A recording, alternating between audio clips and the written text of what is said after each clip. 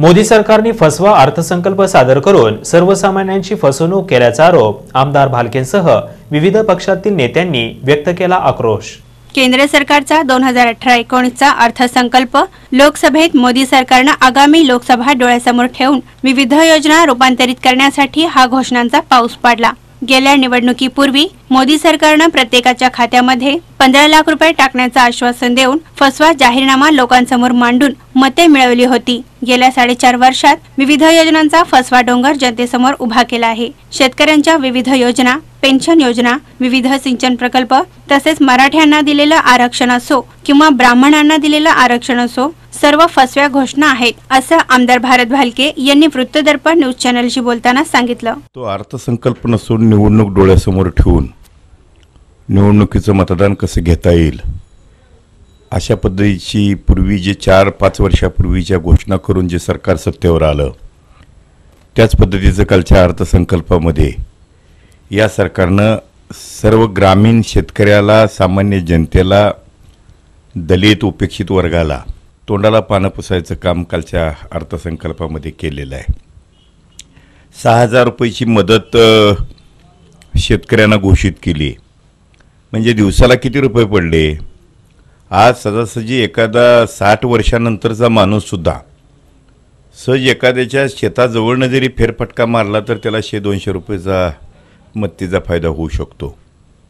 आणि मग दिवसाला तुम्ही 17 रुपयानं ते शेतकऱ्याची इतकी अवहेलना करायचं काम हे सरकारनं आपल्या सर्वांच्या समोर कालच्या अर्थसंकल्पामध्ये केलेलं आहे। अशा अनेक गोष्टी आहेत।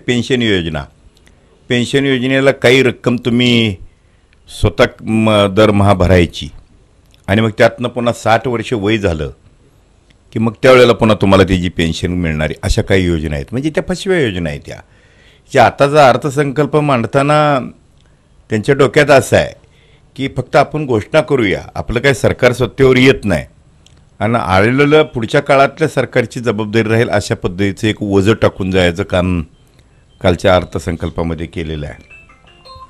15 लाख रुपये खात्यावर जमा करतो म्हणून सांगितलं, हमीभाव शेतकऱ्याला द्यायचं वचन दिलं, त्यांनी त्या ठिकाणी जाहीरनाम्यामध्ये जी तरतूद केली। ह्याच पंतप्रधानांनी आरक्षणाच्या बाबतीत पहिल्यांदा सांगितलं की 50% जास्त आरक्षण देणं म्हणजे हे लोकांना फसवायचं आणि मूर्खपणाचं लक्षण आहे म्हणून। आणि मग स्वतः 10% सवर्णाला आरक्षणाचा कायदा नव्यानं पास करताना हे कुणी कोणाला फसवतं हेच आम्हाला लक्षात येत नाही। दुसऱ्याच्या डोळ्यात बोटं घालणाऱ्याचं आपण अनेक वेळा बघितलं, पण स्वतःच बोट स्वतःच्या डोळ्यात घालून घेऊन लोकांची फसवणूक करायचा धंदा करणारे हे सरकार आहे। मग त्यांनी सांगितलं मूर्खपणा। मग राज्याच्या मुख्यमंत्र्यांनी मराठ्याला दिलेलं आरक्षण हे फसवच समजावं लागेल आणि ते जर नाही टिकलं तर नक्कीच फसवा आहे। आणि मग 50%पेक्षा जास्त एक देशाचा प्रमुख म्हणून आम्ही तुमच्या ज्या वेळेला घोषणेकडे बघतो त्यावेळेला निश्चितपणानं लोकांना एक चुकीच्या पद्धतीचं आश्वासन देऊन हे सरकार सत्तेवर आलेलं आहे। आणि म्हणून ह्या सरकारला आता सत्ता सगळ्या काही 4 राज्याच्या 5 राज्याच्या निवडणुकामध्ये जो फटका बसलेला आहे त्यातून सावरायला येते का बघायचा प्रयत्न ह्या अर्थसंकल्पातून केलेला आहे, परंतु भरीव अशी कुठली तरतूद केलेली नाही। एका बाजूला नीती आयोगामध्ये तुम्ही शिक्षणाच्या, कृषी प्रधान देशातल्या शेतकऱ्यांच्या, दलित समाजातल्या नीती आयोगाच्या शिफारशी तुम्ही एका बाजूला कमी करताय आणि दुसऱ्या बाजूला फसवा अर्थ बजेट मांडून लोकांना तुम्ही कोटीनं नोकऱ्या द्यायच्या घोषणा केल्या। आज सुशिक्षित बेकारांची संख्या वाढायला लागलेली आहे, तरुण मुलं आत्महत्या करायला लागले, शेतकरी मुंग्या मेल्यासारखी माणसं मरत आहेत आणि मग ह्या सरकारला त्याचं कुठलंच भान राहिलेलं नाही। आणि म्हणून माझं तर म्हणणं आहे की हे फसवं बजेट मांडलेलं आहे सरकारनं। तसेच विविध पक्षांच्या मान्यवरांनी बजेट संदर्भात बोलताना काँग्रेस नेते बाळासाहेब क्षीरसागर आणि भाजपा मोहोळ तालुकाध्यक्ष यांनीही आपलं मत मांडलं। 5 वर्षापूर्वी मोदी सरकारने निवडणुकीच्या पूर्वी दरवर्षी आम्ही 2 कोटी युवकांना नोकऱ्या देऊ अशा प्रकारचं आश्वासन दिलेलं होतं। गेल्या 5.5 वर्षामध्ये देशामध्ये 5 लाख लोकांना सुद्धा नोकऱ्या मिळाल्या नाहीत ही वस्तुस्थिती आहे। कॉम्प्युटरचं युग आलं, नोकऱ्या कमी झाल्या आणि गेल्या 5 वर्षामध्ये नव्हे 10 वर्षामध्ये नोकऱ्याचं भरतीचं प्रमाण हे जेवढं रिक्त आहे तेवढं ते रिक्त तसंच आहे। मग शिक्षण संस्था असतील, ऑफिसमध्ये असतील, निरनिराळ्या ऑफिस, क्लास 3, क्लास 4, क्लास 1 आज अनेक या जिल्ह्यामध्ये 85 प्राथमिक आरोग्य केंद्र आहेत। प्रत्येक आरोग्य केंद्राला 2-2 डॉक्टर देण्याची सरकारच्या पॅटर्नमध्ये आहे। परंतु आज 85 आरोग्य केंद्रामध्ये 85 सुद्धा डॉक्टर नाहीत. एका डॉक्टरला 3 PSCचा चार्ज आज आहे. हे सगळ्याच क्षेत्रामधली नोकरभरती गेली 5 वर्ष झालेली नाही. जे काय भरलं जातंय ते कॉन्ट्रॅक्ट बेसिसवर भरलं जातंय आणि त्याला 5-7 हजार रुपये पगार मिळतो त्या माणसाला.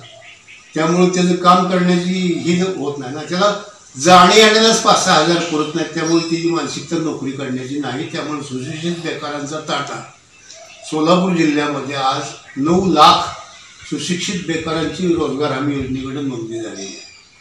9 लाख एका जिल्ह्यात. आणि त्यांना आम्ही आमच्याकडनं नोकरी त्यांना देणं नाही झालं तर आम्ही त्यांना पेन्शन देऊ हे सरकारनं अभिवचन दिलेलं होतं. मागच्याही सरकारने दिलं होतं काय आणि ह्याही सरकारने दिलं होतं. पण आजपर्यंत कुठल्याही सुशिक्षित बेरोजगाराला पेन्शन नाही. मागच्या निवडणुकीच्या वेळेला आम्ही शेतकऱ्याचं उत्पन्न आम्ही दुप्पट करू, स्वामीनाथन आयोग लागू करून शेतकऱ्याच्या प्रत्येक मालाचे हमी भाव आम्ही दीडपट करू, हे मागच्या निवडणुकी वेळेला मी त्यांनी हेच भाषण केलं होतं. पण त्याची अंमलबजावणी 4.5 वर्ष केली नाही. ह्या बजेटच्या निमित्तानं पुन्हा एकदा त्याचीच रिपिटेशन त्यांनी केलं आहे. बरेचसे असे निर्णय घेण्यात आले की 40 वर्ष रखडलेले 1 रँक 1 पेन्शन हे लागू करण्यात आलेले आहे.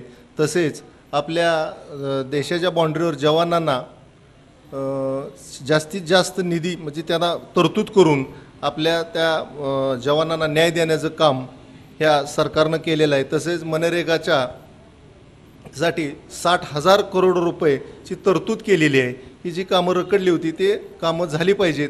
किसान कार्ड कर्जमार्फत शेतकरी आणि मच्छीमार यांना कर्जाच्या व्याजात 5% सूट देण्याचं हे बजेटमध्ये मांडण्यात आलेलं आहे.